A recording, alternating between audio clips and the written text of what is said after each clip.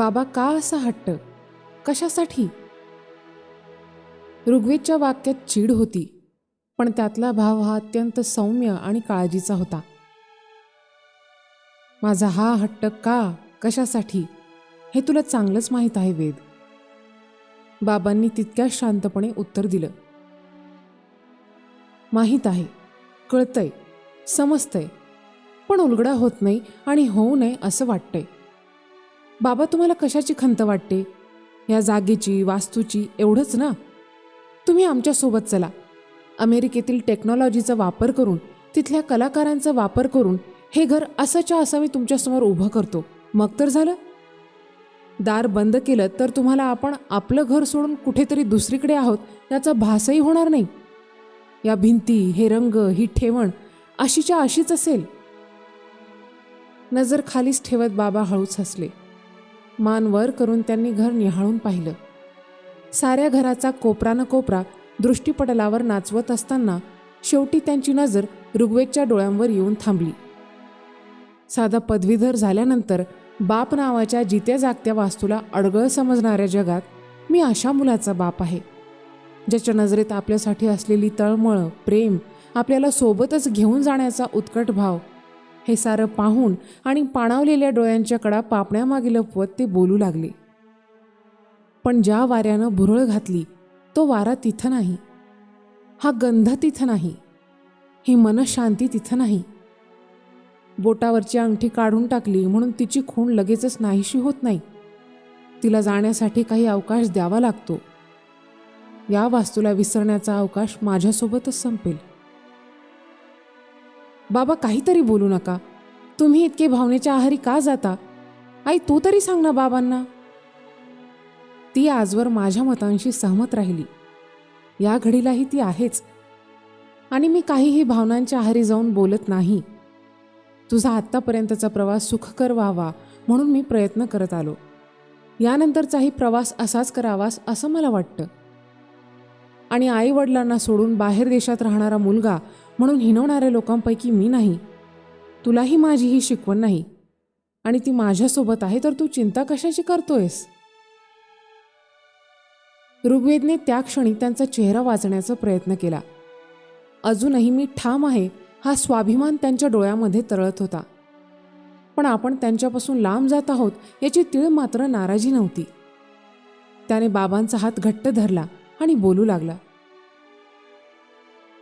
पण बाबा, या घडीला अलार्मच्या आवाजाने बाबांना जाग आली.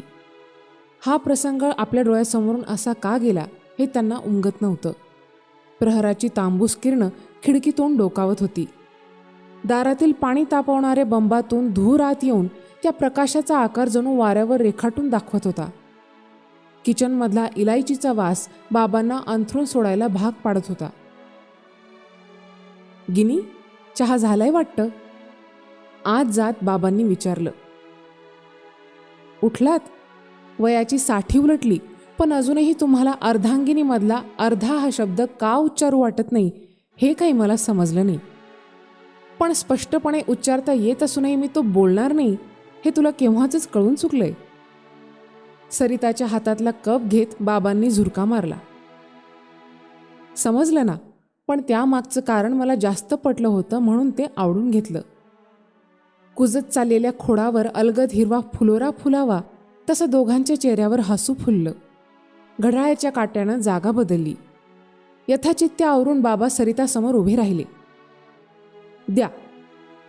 सरिताने काहीशा प्रश्नार्थक नजरेने त्यांच्याकडे पाहिलं. जोडवी चकाकी मारायची आहेत असं काल बोलली होतीस. सरिताचा प्रश्न सुटला. भुवया वर करत आणि पायातील जोडवी हातावर ठेवत ती म्हणाली. वयाच्या मानानं काल दुपारी सांगितलेली गोष्ट चांगलीच लक्षात राहते की हो. गिनी, सतत वयाच्या टिमक्या वाजवून मला तो आकडा आठवून देण्याची गरज नाही. आपणही माझ्यापेक्षा फक्त 5 वर्षांनी लहान आहात हे विसरू नका. निरोप घेऊन बाबांनी घर सोडलं. परिसर हा पायाखालचा होता. वाट काढत ते नेहमीच्या सोनाराच्या दुकानाबाहेर बसणाऱ्या कारागिराकडे गेले.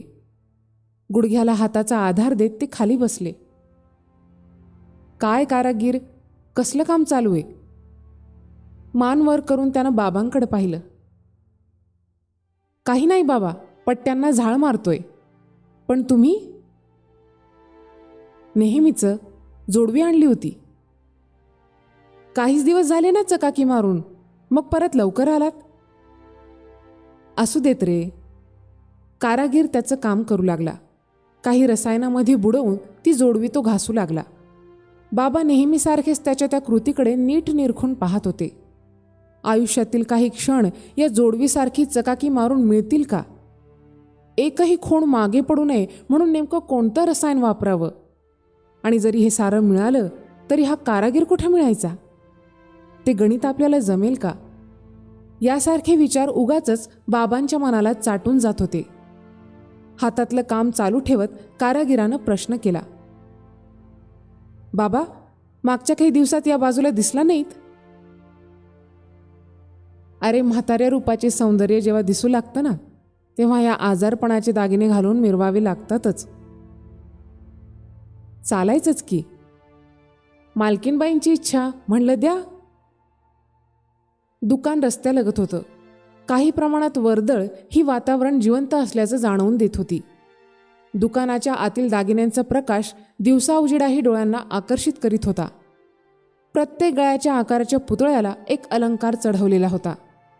शोभेचा हार मोठ्याहून मोठा होत होता आणि सौभाग्य नावाचा दागिना नव्या डिझाईनच्या नावाखाली लहान होत चाललेला दिसत होता. चकाकी मारताना जोडवी काहीशी हातातून घसरत होती. कारागिराने त्यांचा आकार निहाळताना बाबांना विचारलं, काय हो बाबा, आत्ताच्या मानानं त्या काळी बायका बरीच मोठी जोडवी घालत होत्या नाही का? बाबांनी एक सुस्कारा सोडत उत्तर दिलं, हो ना रे. आमच्या बाईसाहेबांना ही जोडवी, मासोळी, पैंजण, बोरमाळ, गंठण, मंगळसूत्र या सगळ्यांची भारीच आवड, आणि आम्ही आवड जोपासायचं काम करतोय. एक हशा उमटली. काम करत असतानाच कारागिराने एक कुतूहल व्यक्त केलं, बाबा, तुम्ही इतक्या वेळा आलात पण कधी जोडीने नाही आलात जोडवी घ्यायला? बाबांनी चटकन त्याच्याकडे पाहिलं. बाजूचं वातावरण क्षणार्धासाठी स्तब्ध झालं. गुडघ्यावरचा हात नकळत खाली निथळला. इच्छा असूनही शब्द फुटू नये तशी काहीशी अवस्था बाबांची झाली. आज पहाटेचं अर्धवट राहिलेलं ते स्वप्न, आपल्या मुलासोबतचा तो संवाद त्यांना चटकन आठवून गेला. पण बाबा, या घडीला आई आपल्यासोबत नाही. या फोटोशिवाय तिचं अस्तित्व?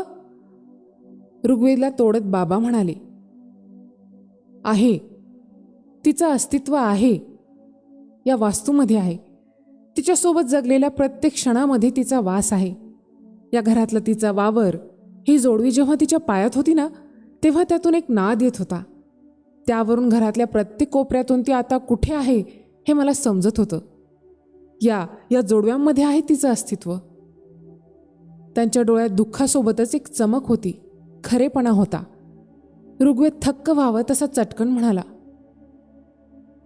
बाबा, तुम्ही हे असं नाही. हा माझा वेडेपणा नाही.